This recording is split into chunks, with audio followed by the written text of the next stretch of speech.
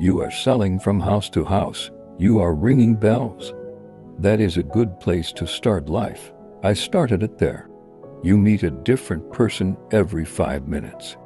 If you can get them to listen to you, that is the first step. So many simply say, "I haven't time," and slam the door in your face. You smile and go to the next. That's the game. But the man who can get inside the house to display his goods is the man who puts it over. The first requisite is a smile and a glad good morning. It is not an ingratiating smile, but a wholesome, big, warm smile. You know that you have something that they need, something they ought to have. You come there with the heart of a philanthropist. You have something to give. They are going to get something worth more than they pay for it. You are not trying to outdo them, but you are there to give them something worthwhile. You are not tricking them or deceiving them, but offering something that has value and integrity and substance, something that adds joy or comfort or usefulness to their lives, something that can lift a burden, brighten a day, open a door, or shape a future. You are not just selling a product.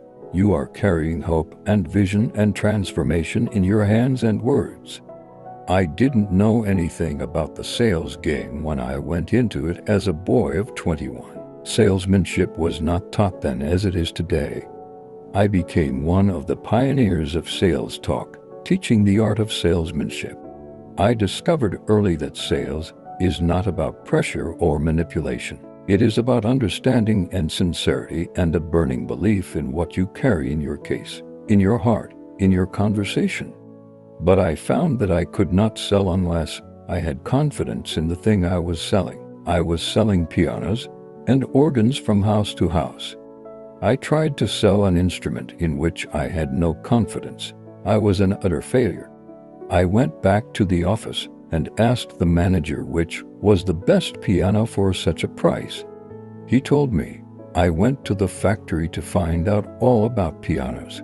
I wanted to know how the things were built. I went through the factory and studied them until I knew everything a young fellow could learn about the instruments. Then I went out on the road.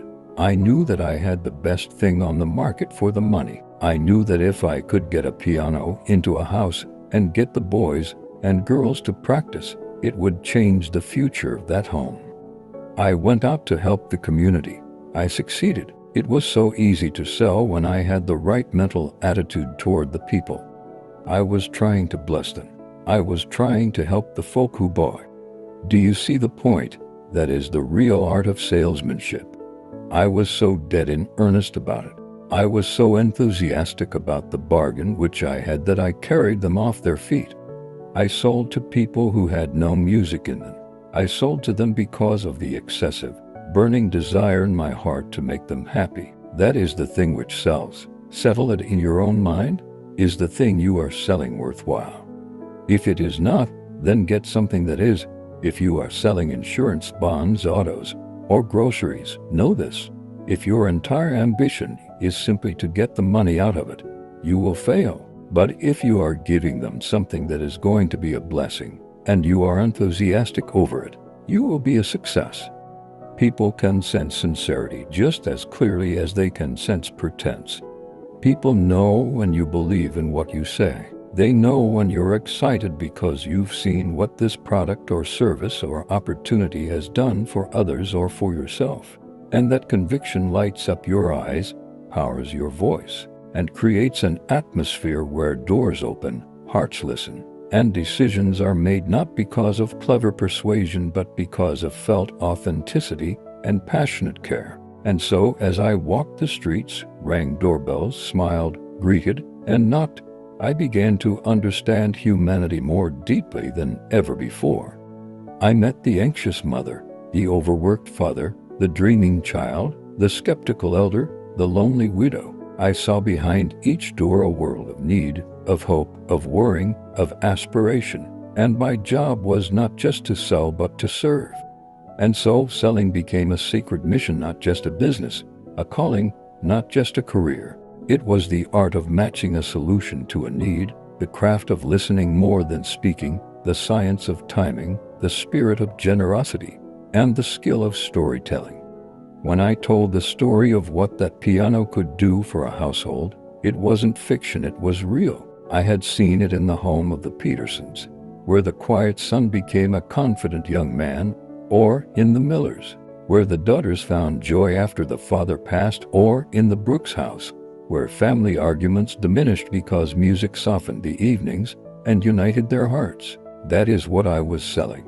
I was selling better days, fuller lives, brighter homes, and hopeful tomorrows.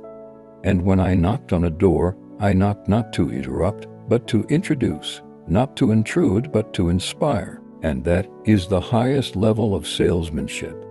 It is ministry cloaked in commerce, and purpose wrapped in profit. And so to those who are afraid of sales, who see it as demeaning or pushy or unpleasant, let me say that you have not seen it rightly.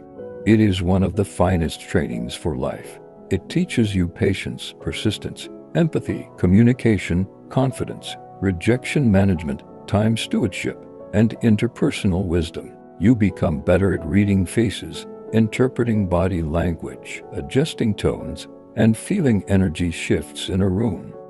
You become emotionally intelligent and socially sharp and mentally agile, all because you are meeting new people all the time, adapting your words to their worlds, and bringing your purpose into their present needs. So, if you are just starting and you find yourself discouraged at slammed doors or cold faces, remember this: every no is one step closer to a yes. Every rejection is a polishing of your skill. Every closed door is a chance to grow thicker skin and deeper compassion. And in time, you will find yourself stronger, more confident, and more capable than ever before. You will learn not to take it personally, not to let a no define your worth or determine your future, because you are more than the rejection. And the value of what you carry does not diminish just because one person did not see it. And over time, your numbers get better, your script flows smoother, your confidence feels quieter, your joy becomes deeper. And then you realize that you no longer just go from door to door, but from heart to heart, and from one small act of courage to another. And your income grows not because of luck or chance, but because of consistency and belief and the value you truly bring.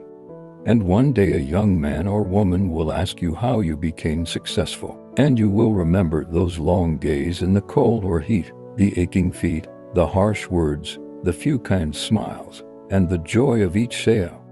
And you will say, I started selling door to door, and I believed in what I had, and I believed in the people I met, and I never gave up. And I found that when you approach each knock with respect and hope and honesty, you are never truly defeated.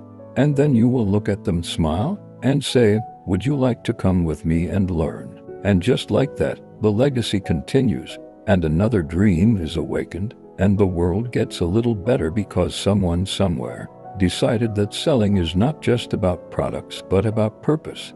Not just about goods, but about good. Not just about profit, but about people. And that is the story I tell. That is the lesson I share. And that is the reason I still knock not just on doors, but on possibilities and futures and faith in the goodness of what we bring.